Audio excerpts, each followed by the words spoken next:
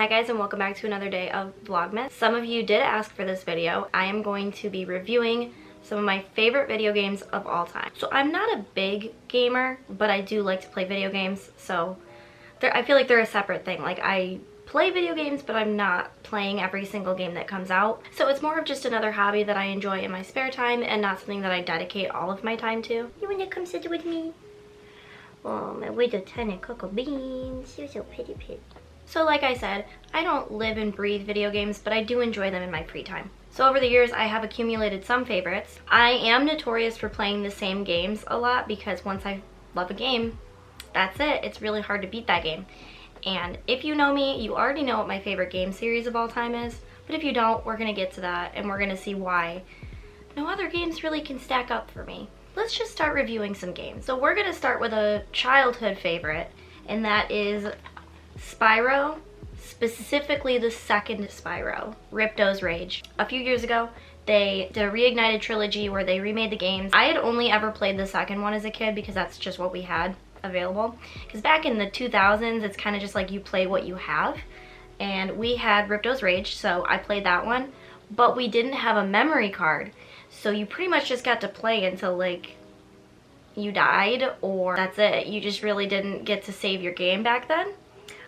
But now it's been remade, and I played the second and third game on the reignited trilogy. I tried the first one, but it was kind of boring and slow at first, so I didn't finish it. Ripto's Rage, it slaps. It's so fun. This is just one of those games where it's an easy play. The mini plot of Spyro is that he needs to go to these worlds, collect things that will help him defeat Ripto, who is trying to get rid of dragons everywhere. So as far as the plot, it's fine. I don't need it for this game because it's more about running around, setting things on fire, collecting gems. It's definitely a game for kids. The graphics are much better on the remastered version, but I think I did spend a lot of time playing the second and third game because I was trying to get all of the trophies and everything that you can get on the side. So there is a lot to it, and there's a lot to do other than just the plot. I think if you're looking for something that's simple, doesn't take a lot of energy, and is just all around fun to play, I recommend Spyro, Ripto's Rage, or the third one is Year of the Dragon. I can't really recommend the first one because I didn't really play it. Next up is a game that I played this year, and I want to give it a good mention. I don't know if it's in my top 5 yet, but I really enjoyed playing it. It's Marvel's Guardians of the Galaxy. This is a game by Square Enix. I am a Square Enix fan. So the game is about Quill and the gang. They gotta save the galaxy. Most of the time you're playing as Peter Quill. You can just direct the other members of your team as to what you want them to do in battle. My favorite things about this game include music. Getting to have some 80s rock while you're fighting these bad guys is so much fun, and you never know what song is gonna play. So I went into this game with very low expectations because I had played Avengers. I believe that was also by Square Enix, but that game was just not fun. It felt like a chore to get through that game. The mechanics weren't fun, the plot was eh. I'm already a Guardians of the Galaxy fan. Those are my favorite Marvel movies. I think they're so much fun. They've got the best characters. The mechanics are a little tricky at first, but that's just because I'm not very good at multiple commands at once. I'm more of a button masher. So that took some getting used to, but it ended up being really fun, being able to control the other members of your party without having to swap between people all the time. It's also an RPG, which is something that I enjoy. I don't like playing games with other people unless it's a party game. You have a mission. There's not a lot of exploration or side missions, which is also nice for me. I don't like when there's too many side missions. I get a little overwhelmed. I don't know what it is. Like, I just like focus, maybe a few side missions or a little bit of exploring. But I was actually really impressed with this game considering Avengers was not good at all. It was not fun. This was actually enjoyable, and I had a lot of fun playing this game. I definitely would recommend this game. So now we have another Marvel game, but it is made by a different game company. This is made by Insomniac. It is the Spider-Man game for the PS4. This was actually the first game I got for my PS4, and at first I was having a lot of trouble with the mechanics and the combat. But eventually I got used to it, and it got to be a lot of fun. And what's funny is there is a lot of side missions and there's a lot of exploration, but this game makes it so manageable. You just open up the city of New York and you can see everything that you have to do. And I need that. I need a to-do list. I can't just like free will it. I don't know. You get to play as Peter Parker, but you're an adult Peter Parker. You sometimes get to play as Mary Jane, and you also sometimes get to play as Miles Morales, which is a nice teaser for the next game that I have not played yet, and it's been on my list for so long, is the Spider-Man Miles Morales game. But we're not talking about that. We're talking about this Spider-Man. So the first part of the game focuses on Peter fighting Kingpin, aka Fisk, and all of his crimes in the city. And then we get into something that's kind of already in the Spider-Man universe. He's battling Doc Ock, who also brings in a bunch of other villains. Electro, Shocker, Screwball, Tombstone. There's just a bunch of different villains that you end up fighting at some point. So the game is actually very long, and there's additions to the game that you can purchase, but they are worth it because they actually add to the overall plot. It is a solo game. Another thing that I enjoy to play is, again, RPGs.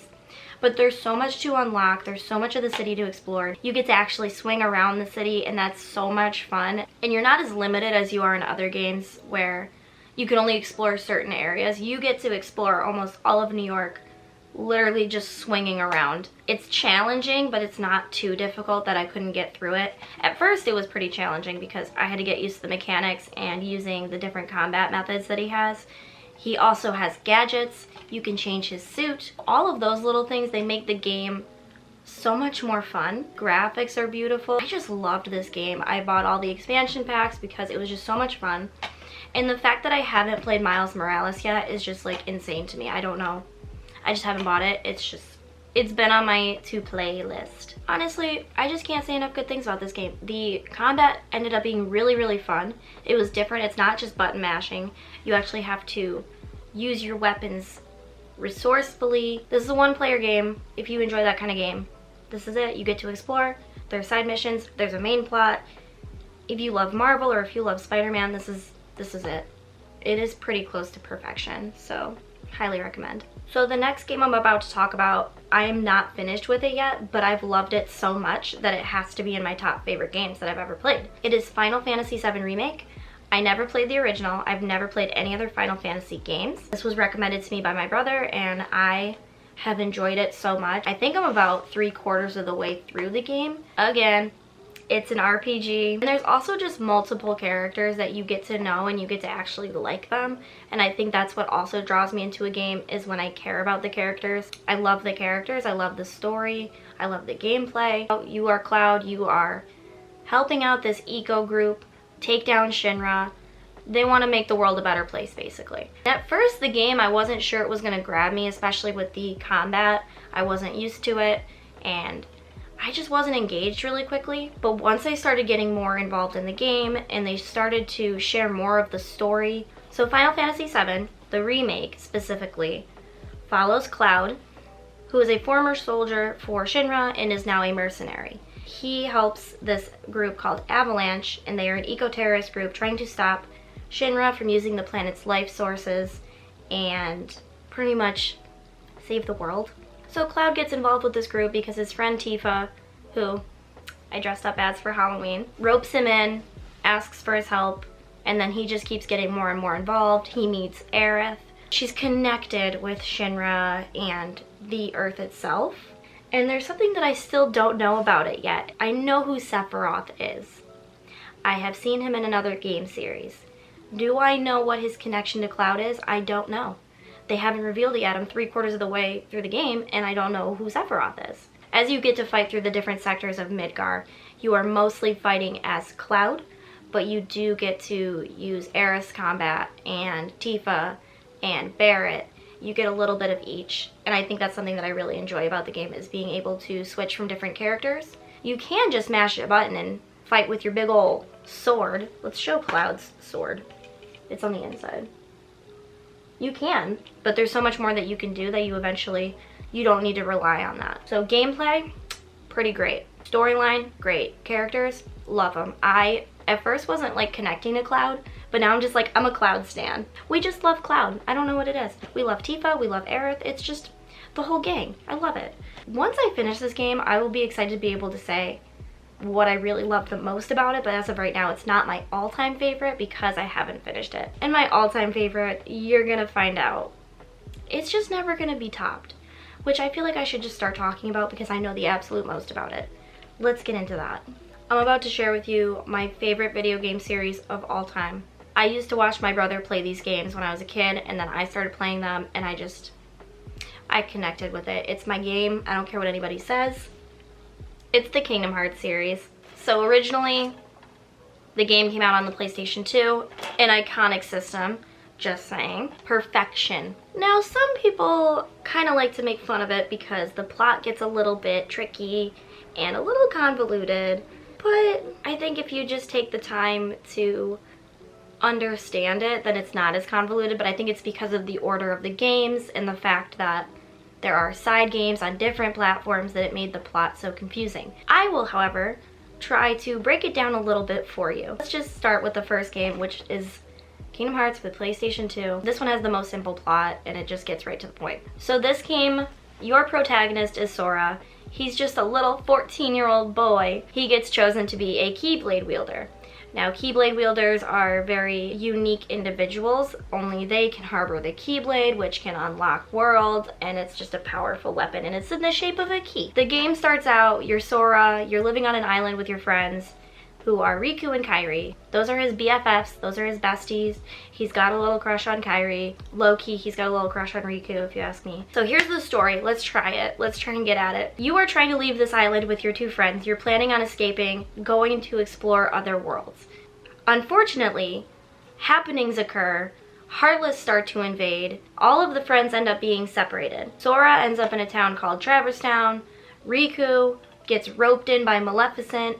And Kairi, we don't know where she is. That's the problem. Sora's main goal is to find Kairi and to find Riku. However, when he lands in Traverse Town, he discovers that he's a Keyblade wielder, and he meets Goofy and Donald. Yes, the Goofy and the Donald. Their mission from King Mickey is to find the Keyblade wielder, so they all manage to get together. And they need to help all of these different worlds because the Heartless have taken over, and these are what Heartless look like, by the way. Meanwhile, Riku, he's also trying to find Kairi. He goes down a darker path. You get to explore different Disney worlds as Sora, Donald, and Goofy and help all of these different characters defeat their main villains, defeat the Heartless, and it's just so much goddamn fun. Even if you're not a Disney fan, this game is so much fun.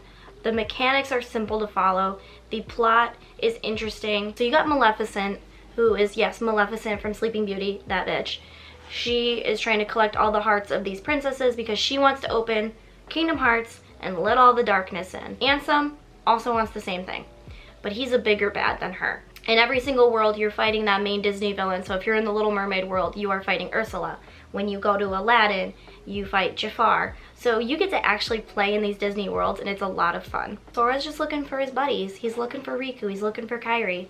It is found out that Riku has gone to the dark side because that's his way of trying to help his friends. Ansem takes over his body. He becomes Riku Ansem, and then you get to the part of the game with the most unskippable cutscene and the hardest battle when you are an 8-year-old girl, and you have to keep watching that cutscene over and over and over again because you also find out that Kairi's a princess, and they want to take Kairi's heart because she is the last of the princesses that they need their heart to open up Kingdom Hearts. And Sora's like, no way you're taking Kairi's heart. You beat the game eventually, okay? And then at the end of the game, Riku's better. He's back to being Riku.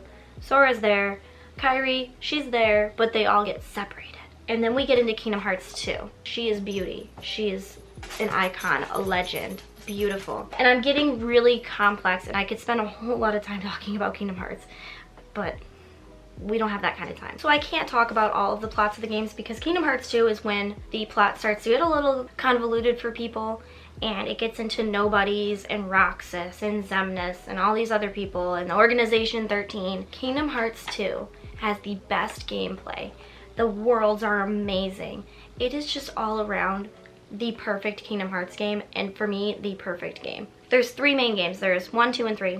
And there are spin-offs that I just didn't enjoy as much as the main games. I did not like Chain of Memories. Birth by Sleep was okay. 358 Over 2 Days I didn't play. Recoded I didn't play either because all of them are on different systems that I just didn't have at the time. I can't recommend Kingdom Hearts 1 through 3 enough. Like, even if you just like simple button mashing, you like Disney, or you like little anime stuff, all of it. It's all in there. It's all one neat little package. And this is a Kingdom Hearts Stan account. So if you were a fan prior to Kingdom Hearts 3 coming out, then you know how goddamn long we waited for this game. We were just begging for crumbs of information that Kingdom Hearts 3 was gonna come.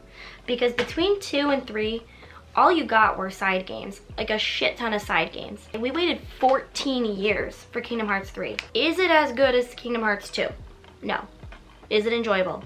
Yes, I still love this game. I don't care. I know people didn't like it. It could have been more, but we did get more cool like worlds from Pixar. We got Tangled, we got Big Hero 6, Monsters Inc.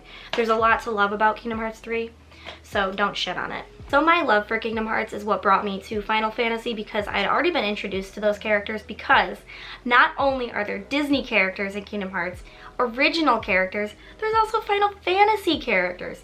You get to fight Cloud, Tifa's there, Aerith is there, Leon is there. It's amazing. I cannot say enough about how much I love that game series. And yes, the plot does get a little into the weeds, but if you really love it, then you'll get to learn more about it, or you'll just ignore it and just focus on the main 3 games. I don't know. I do have it for the PlayStation 2, the PS3, and the PS4 because, duh. No other game will top that series. It's just my favorite. I even have a little Kingdom Hearts tattoo back here. I don't know what it is. I got hooked. I got hooked on the storyline. All I care about is Sora being with his friends. I care about Sora, Riku, and Kairi just being together. Please play Kingdom Hearts if you haven't. It's my favorite.